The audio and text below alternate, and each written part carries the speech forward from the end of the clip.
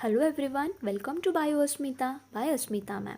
As I promised, I am here with lecture on health and diseases. So let's see which point I am going to discuss now. The points to be discussed here are health, disease, pathogen, immune system, immunology, antigen, antibody and vaccine. Okay, so let's start with the health. See, don't consider physical fitness as a healthy condition.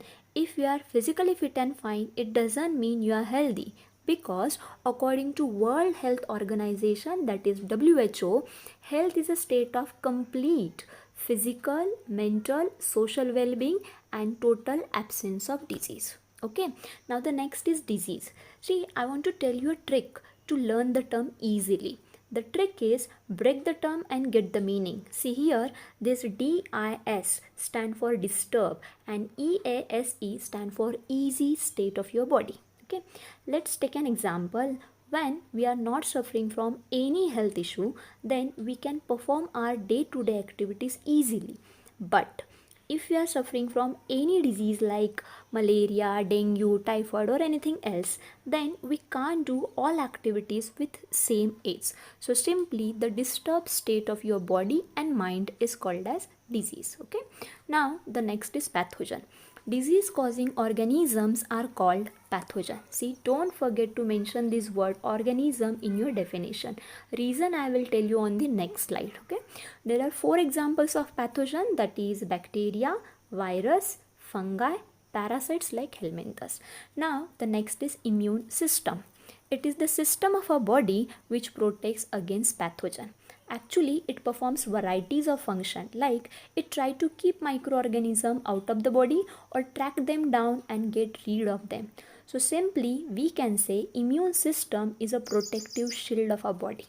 Okay, now the next is immunology. Break the term. Immuno stand for immunity or immune system and logy means to study. So simply the study of immune system and its responses is called as immunology. See the definition. The branch of science which deals with the study of immune system, immune responses toward foreign particle and their role in resisting infection by the pathogen is called as immunology. Now the next is antigen. Any foreign body invading in body and capable of stimulating an immune response is called as antigen. Okay, see, both antigen and pathogen causes disease. Then what's the difference between antigen and pathogen? I have already told you pathogen is living organism, but there are so many non-living material which can cause diseases like dust particle, metal particle and so on. So both living and non-living causative agents come under antigen category. So we can say all pathogens are antigen, but all antigens are not pathogen. One more point is there, what is mean by this foreign body? See, keep in mind, whatever makes your body is your inner environment and other than your body is outer environment. So material present inside your body is self and the material which is present in outer environment is non-self. Okay, and our immune system has a fantastic property to differentiate between self and non-self material. So once our system recognizes harmful non-self material, it takes actions against it. Understood? Now the next is antibody. See, the protective chemical produced by immune cell in response of antigen is called as antibody. There are two alternative terms for antibody, that is an immunoprotein and immunoglobulins. Okay, now the next is vaccine.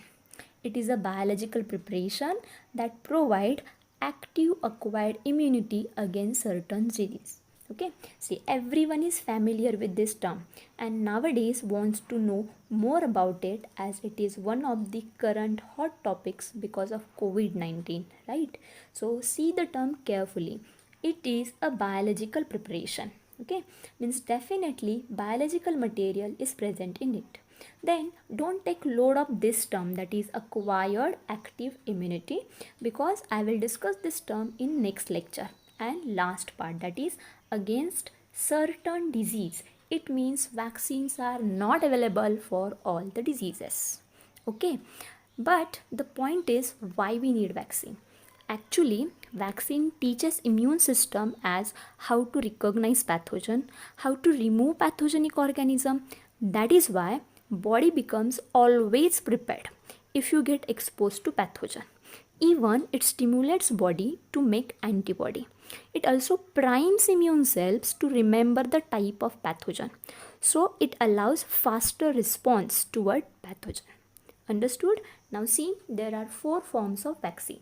The first is it can be a protein or sugar from pathogen, a dead or inactivated form of pathogen, toxoid containing toxin, or attenuated weakened pathogen. Okay, see the details of type of vaccine we will discuss under biotechnology unit. Okay, now the next part is history of vaccine. See this photograph.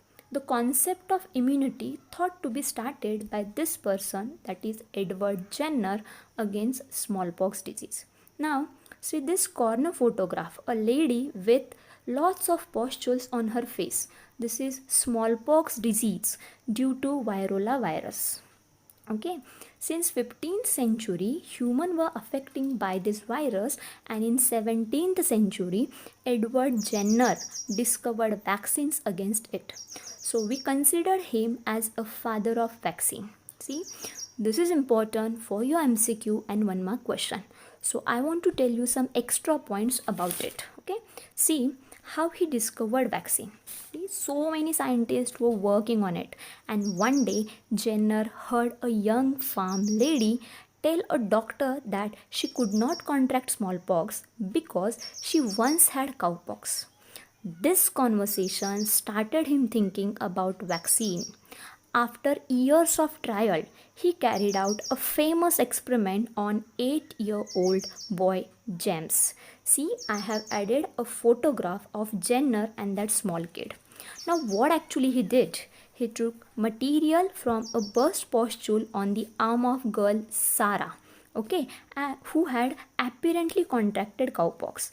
Then he deliberately exposed the boy to Varroa virus, and 2 months later boy was protected. Okay, so now don't forget Jenner, the first person to made and use vaccine, but this is the first vaccine to be used and first vaccine to be discontinued.